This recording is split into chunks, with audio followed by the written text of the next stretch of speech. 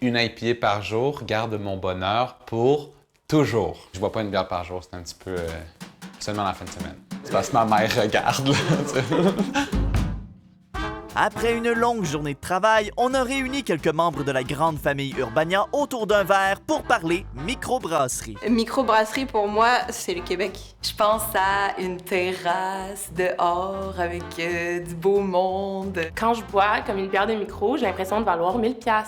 Oui, je vaux ça, tu sais. Des gens qui me conseillent sur les meilleures bières à prendre. J'ai jamais été vraiment un grand buveur de bière jusqu'à temps que je tombe sur des bières de microbrasserie. Il y a tellement de variétés, dans le fond, au Québec, il y en a tellement. Il y a une microbrasserie mystérieuse que j'ai eu de la misère à trouver en road trip à travers le Québec. Ils sont vraiment fiers de boire leur bière, ils sont vraiment fiers de te la montrer. C'est des artisans locaux, il y a toujours une histoire derrière. Je la bois puis je m'assure de bien la déguster puis de goûter le patrimoine, genre. T'sais, avant, il fallait vraiment courir après une bière, il fallait aller dans des places spécialisées. Là, je m'en vais chez une épicerie du coin, puis c'est rendu qu'il y a une grosse variété. Une fois qu'une brasserie a réussi à me charmer les papilles, je continue à aller voir qu'est-ce qu'ils font d'autre. Puis si j'avais à conseiller à un ami, je leur dirais, c'est quoi ton mood? Vous avez passé une longue journée au travail. Cette bière est pour vous. J'en ai pris une il y a 2 jours avec un gros poisson dessus. Je dis, pourquoi t'as pris IPA? Je sais pas, j'ai trouvé ça beau. Puis si t'aimes les ingrédients, prends-la, là. On se pose pas mille questions. Mon style de bière préféré, je dirais, c'est tout ce qui est IPA. Des doubles IPA, triple IPA. J'aime ça quand c'est très, très relevé. Moi, j'aime beaucoup la stout parce que c'est réconfortant, c'est tout doux en bouche. C'est pas tout le monde qui aime ça, fait que ça permet d'être un petit peu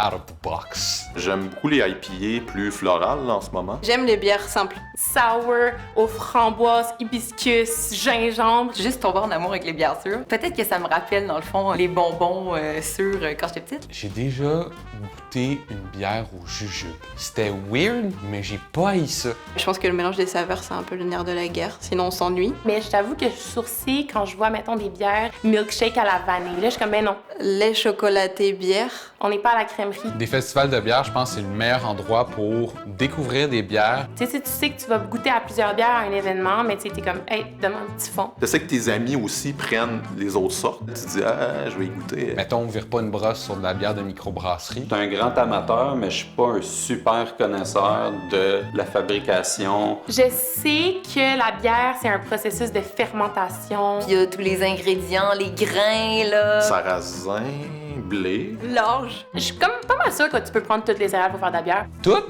T'as du riz, même, j'ai déjà vu, du Il y a maïs. des bières qui se font à l'avoine. Doublon, c'est pas la cocotte. Tu sais, je sais que c'est vert puis que ça a des petites pic-poucs, tu sais. C'est ça qui va y donner le petit goût, là. Puis tu mets ça dans des gros barils, puis ça fait de la bière.